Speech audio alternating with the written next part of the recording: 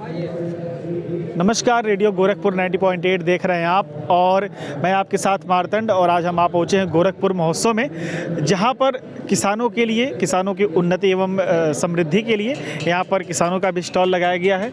दोस्तों, कहा जाता है कि जो भारत की कृषि है वही भारत की आर्थिक स्थिति को मजबूत करती है। तो हम सभी का कर्तव्य है कि भारत के जो किसान इनोवेशन की दृष्टि से कुछ अच्छा काम कर रहे हैं, खेती की उन्नति के लिए बढ़िया काम कर रहे हैं, खासकर गोरखपुर के किसान, उनको बढ़ावा देना और उनको दिखाना, जिससे आप भी सीखें कि खेती अभी गई नहीं है। खेती से अगर इनोवेशन किया जाए खेती में तो अधिक कमाई हो सकती है, उत्पादन के साथ साथ मुनाफे का भी सौदा ये हो सकता है। तो ऐसे ही हम एक किसान के यहाँ हैं और यहाँ पे आप देख सकते हैं कि गन्ना विकास विभाग जनपद गोरखपुर की ओर से यहाँ पे आप ये बहुत ही अच्छा स्ट्रक्चर बना करके कि गन्ने की खेती कैसे करें यहाँ पे दिखाया गया है। बगल में आप देख सकते हैं कि मत्स्य पालक विकास अभिकरण द्वारा गोरखपुर का ही ये भी है, जहाँ पे मछली पालन कैसे करें और कैसे रोजगार को बढ़ाया जा सके, कैसे आमदनी को बढ़ाया जा सके, ये सारी चीज़ें यहाँ पे गोरखपुर महोत्सव में दिखाई जा रही हैं। हमारे साथ मौजूद हैं गन्ना विकास विभाग जनपद गोरखपुर से ही। सर, सबसे पहले तो आपका बहुत बहुत स्वागत है। हमारे सभी किसान भाइयों को गोरखपुर महोत्सव में सादर अभिनंदन है। और यहाँ पे विभाग द्वारा, गन्ना विकास विभाग गोरखपुर द्वारा जो है ये स्टॉल के माध्यम से कैसे किसानों की आय दुगनी की जाए, जो हमारी सरकार की मंशा है कि लागत घटाई जाए, उत्पादन बढ़ाया जाए और किसानों का आय कैसे बढ़ाया जाए, उसी को कॉन्सेप्ट को लेकर ये डेमोन्स्ट्रेशन छोटा सा प्लॉट बनाया गया गन्ना विकास गोरखपुर के द्वारा। और इस प्लॉट के माध्यम से हम आपको बताएंगे कि कैसे आप अपनी आय बढ़ा सकते हैं। गन्ने में आप उत्पादन कैसे बढ़ाएंगे और गन्ने के साथ साथ सफसली आप कैसे लेंगे, जिसके कारण आपका उत्पादन बढ़े और आपकी आय बढ़े जी। तो उसी क्रम में अगर आपको हम थोड़ा सा आगे की तरफ ले चलते हैं। बिल्कुल। और इधर यही हम सर आपसे समझना चाहते हैं कि किस तरीके से गन्ने की खेती की जाए जिससे उत्पादन बढ़े और आमदनी भी बढ़े। और बहुत ही अच्छा आपने स्ट्रक्चर यहाँ पे तैयार किया है। तो यहाँ पे आप कुछ दिखाना चाह रहे हैं। मैं कैमरा मैन से चाहूँगा कि आगे आएँ और अच्छे से दिखाएं और बाकायदे जूम करके दिखाएं कि किस तरीके से यहाँ पे टैगिंग की गई है। और आप देख सकते हैं कि गन्ने को दूरी बाय दूरी लगाया गया है और उसके साथ ही साथ जो हरी सब्जियां हैं, जो फल फूल हैं, उसको भी अगर बीच में जगह मिलता है तो दिया गया है। अब बहुत बढ़िया यहाँ पे साफ दिख रहा है कि गन्ने के साथ गेंदा का फूल है, फूल गोभी की खेती है, गन्ने के साथ ही बीच में लहसुन की खेती, सरसों की खेती, प्याज की खेती की जा रही है। तो सर, आप क्या बताना चाहेंगे? देखिए, सबसे पहले तो हम ये कहना चाहेंगे कि तकनीक हमेशा बदलती रहती है। गन्ना किसान भाइयों से हम ये कहना चाहते हैं, जैसे अमूमन एक आम धारणा है कि गन्ने से गन्ने के रो के बीच में दूरी किसान भाई हमारे कम रखते हैं। आप ट्रेंच मेथड अपनाइए, गड्ढा विधि यानी रिंग विधि द्वारा आप गन्ना बोइए और बीच की दूरी जो है मिनिमम 3 फीट आप रखिए, 3 से 4 फीट रखें। इससे उत्पादन बढ़ता है। ये दिमाग में ये बात कतई ना रहे कि स्पेसिंग यानी बीज की दूरियां कम करने से उत्पादन बढ़ता। जितनी आप दूरी बढ़ाएंगे, जो स्टैंडर्ड इस समय है 3 फीट और 4 फीट, इस माध्यम से अगर आप करते हैं तो आपका उत्पादन बढ़ता है। अब ये देखिए, हमारा ट्रेंच मेथड से ये बुआई किया गया है। ट्रेंच मेथड में होता क्या है कि आपकी दूरी जो है रो टू रो जो है वो 3 फीट की रहती है और बीच में गन्ना आप डबल रो में भी रख सकते हैं या वर्टिकल आप खड़े खड़े भी रख सकते हैं। इसमें आपका उत्पादन बढ़ेगा। और ये जो बीज की दूरी है, चूँकि गन्ना साल भर की फसल होती है, तो साल भर के फसल में आप होता क्या है कि ये गन्ना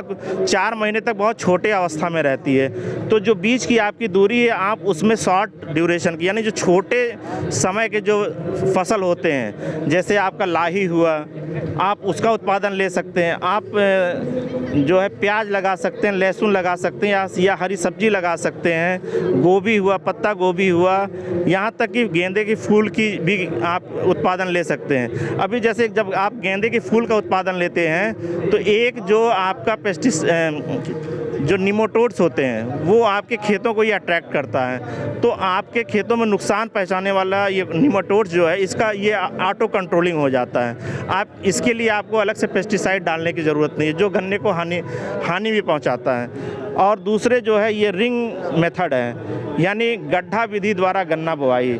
गड्ढा विधि द्वारा जब आप गन्ना बुआई करते हैं तो इसमें उत्पादन ज़्यादा होता है। और देखिए ये हर एक रिंग को इंटरकनेक्ट कर दिया गया है, तो आप जब पानी की सिंचाई करते हैं तो कम पानी में आपका एक रिंग से दूसरे रिंग में आसानी से चला जाता है। और जहाँ पानी की ज़रूरत नहीं है, यानी ये जो खाली वाला बेड है, यहाँ पानी नहीं जाता और घास वगैरह का भी जो है समस्या का निदान मिलता है।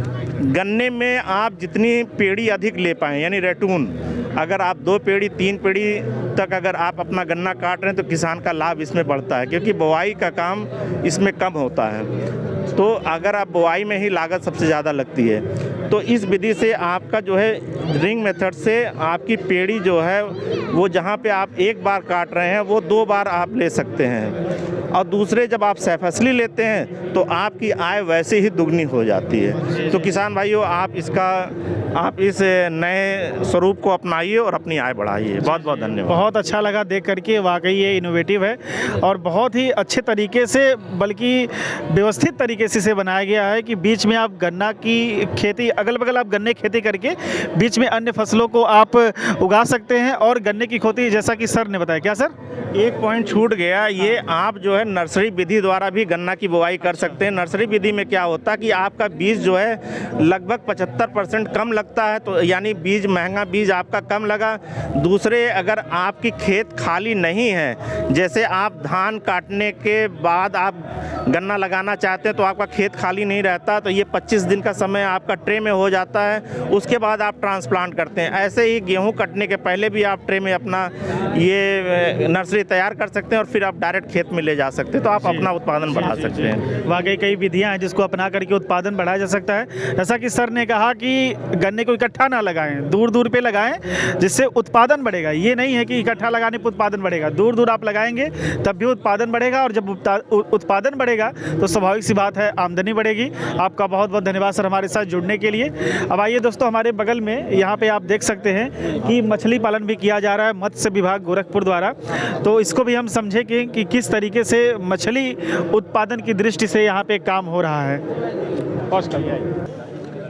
अब हमारे साथ मत्स्य विभाग के अधिकारी राहुल कुमार चौरसिया जी यहाँ पे मौजूद हैं। राहुल जी, मैं आपसे जानना चाहूँगा कि ये किस विधि द्वारा यहाँ पे मछली पालन किया जा रहा है और इसका उद्देश्य क्या है? यही होगा कि मछलियों की वृद्धि करना, उत्पादन बढ़ाना, लेकिन किस तरीके से कि आम किसान इसे कर सकता है इस व्यवसाय को? इसका उद्देश्य ये है कि जैसे एक तो पोखरा कह सकते हैं, छोटा हम डेमो टाइप बनाए हैं, और दूसरा एक हमारे यहाँ जो इस समय सबसे अच्छी स्कीम चल रही है, बायोफ्लॉक पांड संवर्धन प्रथमावर्ष निवेश। तो बायोफ्लॉक का एक ऐसा प्रोजेक्ट है, उसकी टोटल कॉस्ट जो है 14 लाख रुपए पर यूनिट है। मतलब एक व्यक्ति एक साथ 2 यूनिट ले सकता है।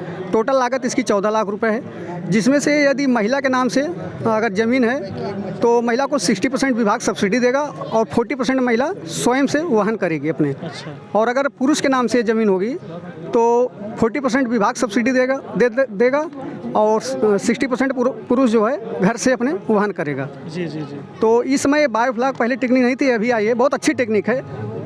तो बस बायोफ्लॉक में यही अंतर है, इसमें जैसे पॉलीथीन लग जाएगी, टारपोलिन जो होती है जी, तो टोटल 25 डिसमिल ज़मीन चाहिए इसमें। जी। अच्छा, अब आपने बहुत अच्छा बताया, इस तरीके से हम मछली पालन किसान भाई लोग कर सकते हैं। अच्छा, गोरखपुर महोत्सव में ये आप लोगों को ये जो है कि पंडाल लगाने की अनुमति मिली है जी जी, या प्रशासन द्वारा जो भी सहयोग मिल रहा है, इस पर आप क्या कहना चाहेंगे? क्या किस वैज्ञानिक दृष्टि से, किसानों की दृष्टि से कितना ये बढ़िया काम है और क्या होना चाहिए भविष्य में? देखिए,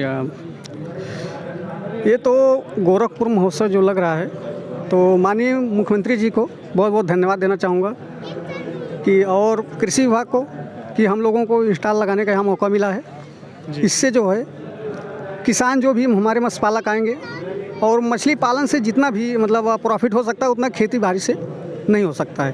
तो इससे लोगों को हम लोग जागरूक भी करेंगे, उनको इसकी जानकारी भी देंगे और लोगों से अनुरोध करेंगे कि वो अधिक से अधिक पोखरा बनाएं, जिससे उनको आमदनी हो और उनको बाहर ना जाना पड़े। जी। और गोरखपुर में खास कर बताना चाहेंगे आपको इस समय मछली पालन नंबर 1 पे चल रहा है। जी तो बहुत बढ़िया है। और यहाँ पे जो मत्स्य विभाग के मंत्री भी जी। गोरखपुर से डॉक्टर संजय निषाद जी भी हैं और मत्स्य पालन नंबर 1 पे चल रहा है। बहुत बहुत शुभकामनाएं और बहुत बहुत धन्यवाद सर हमारे साथ जुड़ने के लिए।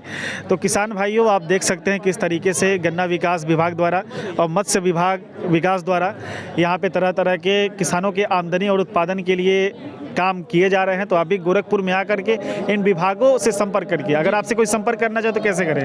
तो हमारा नंबर है, हाँ, कहाँ ऑफिस कहाँ है आपका? मेरा ऑफिस है विकास भवन में, 2nd फ्लोर, रूम नंबर 25। अच्छा जी। तो जो आपसे विधि जानना चाहता हो, सीखना चाहता हो, आपसे संपर्क कर सकता है। एकदम। जी जी। तो इस तरीके से आप सर से संपर्क करके किसी विभाग में आप जाना चाहें, विकास भवन आप जाइए और संपर्क करके आप अपने खेती और आमदनी को बढ़ा सकते हैं। ऐसे ही सुनते रहिए, देखते रहिए रेडियो गोरखपुर 90.8 गुनगुनाओ अपने धुन।